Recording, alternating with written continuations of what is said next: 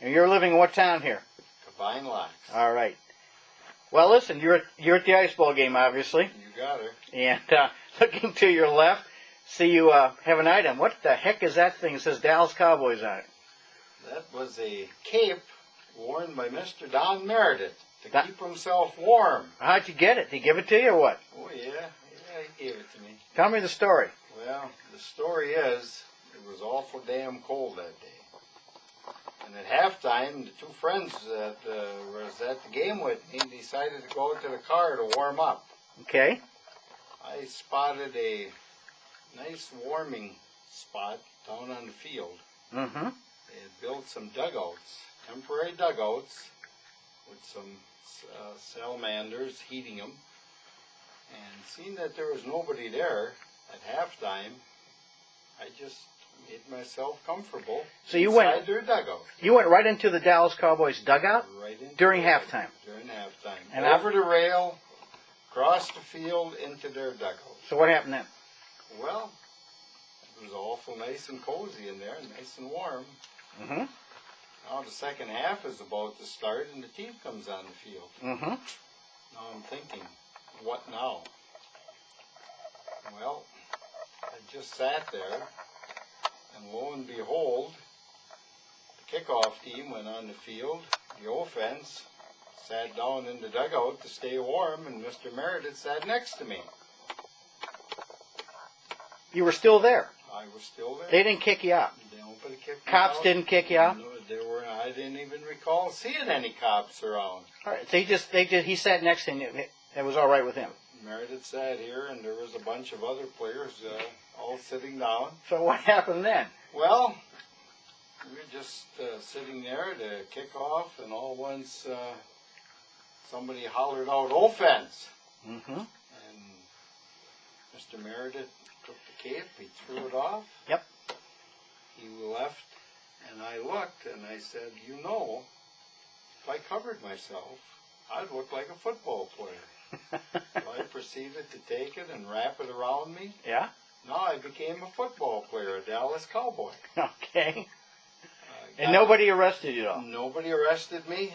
I got a little braver, and I said, hell, I can't see from the dugout. I might as well get up and stand on the sideline with the rest of the ball players. Okay. So I had my black White Sox baseball cap on. Yep. And I had my Dallas Cowboy cape. And nobody ever asked me to go into the game, but that's where I spent the second half of the ball game. You kept wearing that cape? The entire second half. When Meredith came back during intermissions, I got a feeling what it is that nobody is assigned a cape. Okay. Because there's capes laying all over. They come over and they pick a cape, they put it on. Okay. I call it the Don Meredith cape because he was sitting next to me. He took it off. I put it on. That's good enough for us. So how'd you get out? How'd you walk out the Lambeau Field with it? Well, when the game was over. Yeah. In fact, it's something interesting here. A lot of people may not recall. The game did not end when Star snuck for the touchdown. Mm-hmm. There was a kickoff, and there were, I know there were at least 2 pass plays. Yep, by Dallas. By Dallas. And they were pass plays, long passes near the sidelines by the Cowboy bench. So I'm standing with the coaches and the players, and we're watching this. And first one is incomplete, and everybody, interference, and they're yelling at the officials. And of course, the officials pick up the ball and they go back. And on the last play of the game, Herb Adderley is defending on the play. Yeah. And they knock the ball down, and they're hollering and cussing at each other. And I look, and there's the football player. So I said, no, this would be a souvenir. Oh. So I reach down, and I pick up the football. Oh. And I got it maybe a foot or 2 off of the ground, and Mr. Adderley let me know who that ball belonged to. Even though, we were off of the playing field in the sidelines. Yeah. So I lost my game ball. Well, you got a game cape. I got the game cape. And so now the game is over, and the players start milling around, and I'm thinking, what do? I can't walk off of the field with this damn thing. So So I proceed, I go back in the dugout, I take it off, fold it up, open my big army cape that I wore that day, put it underneath the cape, walk on out. That's it? That's it. I'm watching the people, the goalposts are coming down. It's New Year's Eve and everybody is hollering and everybody's picking up pieces of dirt, and we said, hey, we've got the real thing to hell. We don't need a piece of turf or anything else. So you headed out the door. Now, that night, what did you do with it? Did you wear it? Oh boy, did we wear it. Where'd you go, out at night? There were got to be a half a dozen places between between the stadium and here. We ended up at the Cowboy Club. Yep. And they're all having the big New Year's Eve celebrations and their grand marches.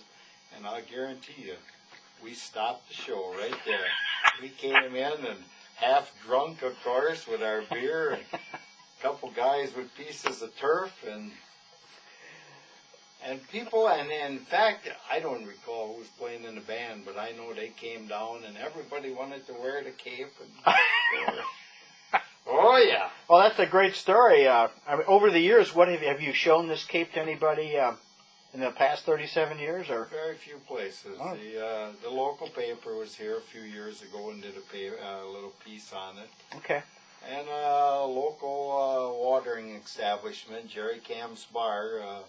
We used to show it during the football season, maybe for 4 or 5 years. We'd hang it behind the bar during the football season. Good. But outside of that, okay. Well, Dallas hasn't called you up about it at all.